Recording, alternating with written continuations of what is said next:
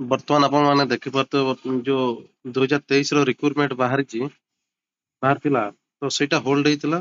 ତ ଏଇଟା 28 ଏପ୍ରିଲ 2026 ରେ ଲାଟେଷ୍ଟ ଅପଡେଟ ଆସିଛି। ଦେଖନ୍ତୁ ସେଇଟାର ଏଠି ଦେଖିବାକୁ ପାଉଥିବେ ତାର ଡକୁମେଣ୍ଟ ଭେରିଫିକେସନ ଯୋଉ ମାନଙ୍କର ବାକି ଥିଲା ତ 30 ଏପ୍ରିଲ ଦେଇଛି ଆଉ 1 ମେ ଆଉ 3 ମେ ତ ଅନଗ୍ଜର ଅନୁସାରେ ରୁଲ ନମ୍ବର ଦେଇଛି। ତ ତାକୁ ମଧ୍ୟ ଦେଖିପାରିବେ ତାର ଅନଗ୍ଜର ଅନୁସାରେ ଏଠି ରୁଲ ନମ୍ବର ସବୁ ପ୍ରୋଭାଇଡ ହେଇଛି।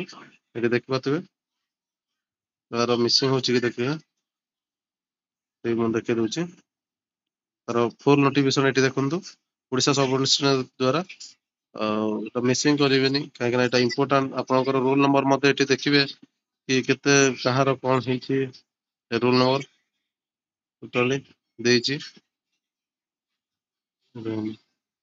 କେତେ ଜଣଙ୍କର ସେଇଟା ବି ଏଇଠି ପୁରା ଲେଖା ହେଇଛି ଡିଟେଲ୍ସ ଆପଣଙ୍କର